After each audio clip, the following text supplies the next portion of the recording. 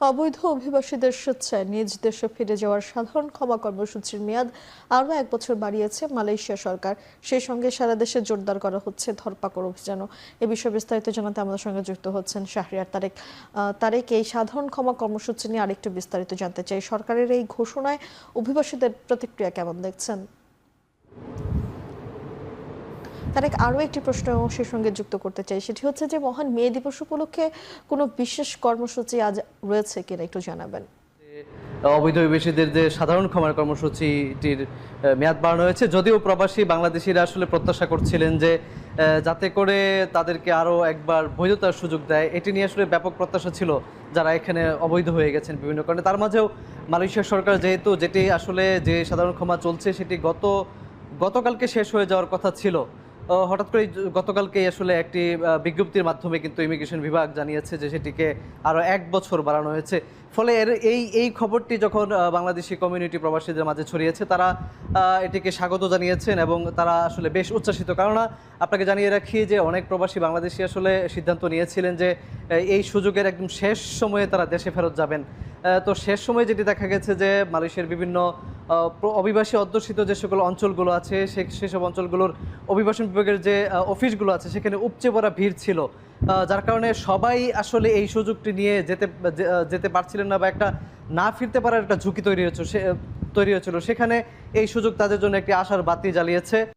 Malaysia থেকে সরাসরি যুক্ত হয়েছিলেন সহকর্মী শাহরিয়ার তারেক। আসসালামু আলাইকুম সুপ্রিয় দর্শক, কেমন আছেন সবাই? আশা করছি সকলেই ভালো আছেন। আন্তর্জাতিক শ্রমিক দিবসে মালয়েশিয়ার ঘোষণা, আইনি জটিলতা ছাড়াই নিজ দেশে ফিরে যাওয়ার ক্ষমা কর্মসূচির মেয়াদ বাড়ালো 1 বছর। এই বিষয়ে সঠিক তথ্য জানাবো আজকের ভিডিওতে, এবং এর সাথে মালয়েশিয়া ভিসার নতুন আপডেট কি এসেছে অবশ্যই আপনাদেরকে জানিয়ে দিব। তো চলুন বন্ধুরা, ভিডিওটি শুরু করব। তার আগে আপনাদের কাছে ছোট্ট একটি রিকোয়েস্ট থাকবে, আপনি যদি আমাদের চ্যানেলে নতুন হয়ে থাকেন অবশ্যই চ্যানেলটি সাবস্ক্রাইব করে রাখবেন, কারণ আমাদের এই চ্যানেলে মালয়েশিয়া বিষয়ে নিত্য নতুন তথ্য আমরা দিয়ে থাকি। তো চলুন বন্ধুরা, ভিডিওটি শুরু করা যাক। আন্তর্জাতিক শ্রমিক দিবসের ঠিক আগ মুহূর্তেই মালয়েশিয়া সরকার অনিয়মিত অবস্থায় থাকা বিদেশি শ্রমিকদের জন্য বড় ঘোষণা দিয়েছে। মালয়েশিয়া ইমিগ্রেশন বিভাগ নিশ্চিত করেছে যে স্বেচ্ছায় নিজ দেশে ফিরে যাওয়ার ক্ষমা কর্মসূচির মেয়াদ 30 এপ্রিল 2026 থেকে বাড়িয়ে 31 মে 2027 পর্যন্ত করা হয়েছে। যারা বৈধ কাগজপত্র ছাড়া মালয়েশিয়ায় অবস্থান করেছেন, ওভারস্টে করেছেন বা পাস সংক্রান্ত নিয়ম ভেঙেছেন, তাদের জন্য আরও 1 বছর সুযোগ থাকছে আইনি মামলা বা আদালত প্রক্রিয়ায় না গিয়ে নির্ধারিত জরিমানা দিয়ে দেশে ফেরার। মালয়েশিয়ার ইমিগ্রেশন মহাপরিচালক দাতুক জাকেরিয়া শাবান জানিয়েছেন, এই কর্মসূচির ভালো সাড়া, বিপুল নিবন্ধন এবং স্বেচ্ছায় প্রত্যাবেশনের কারণে সরকারের মেয়াদ বাড়ানোর সিদ্ধান্ত নিয়েছে। সরকারি হিসাব অনুযায়ী মে 2025 থেকে এপ্রিল 2026 পর্যন্ত 2,54,000-এর বেশি অনিয়মিত অভিবাসী এই কর্মসূচি নিবন্ধন করেছে। এখন গুরুত্বপূর্ণ প্রশ্ন হচ্ছে, এটি কি বৈধকরণ বা কাজের ভিসায় রূপান্তরের সুযোগ? সরাসরি উত্তর হলো না। এই প্রোগ্রাম মূলত স্বেচ্ছায় দেশে ফেরার জন্য মালয়েশিয়া থেকে নতুন ওয়ার্ক পারমিট নেওয়ার শর্টকাট নয়। মালয়েশিয়া সরকার এটি একই সঙ্গে জানিয়েছে, যারা এই সুযোগ নেবে না তাদের বিরুদ্ধে বড় ধরনের অভিযোগ, গ্রেফতার, জেল, জরিমানা এবং ডিপোর্টেশন বাড়ানো হবে। অর্থাৎ ক্ষমা কর্মসূচি বাড়ালেও অভিযোগ কঠোর হবে।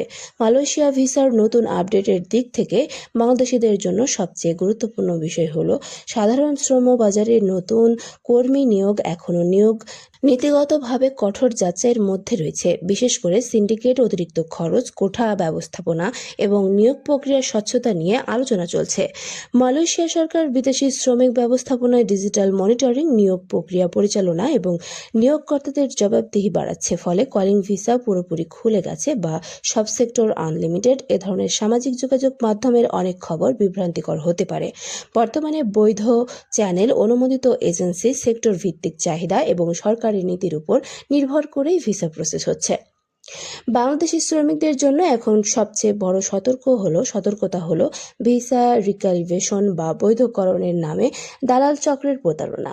কারণ মালয়েশিয়ার ইমিগ্রেশন বিভাগ বারবার বলছে, এই ধরনের কর্মসূচিতে তৃতীয় পক্ষ বা অনুমোদিত এজেন্টের ওপর নির্ভর না করে সরাসরি অফিসিয়াল প্রক্রিয়া অনুসরণ করতে। বিশেষ করে যাদের কাগজপত্র জটিল, তাদের দ্রুত সিদ্ধান্ত নেওয়া জরুরি।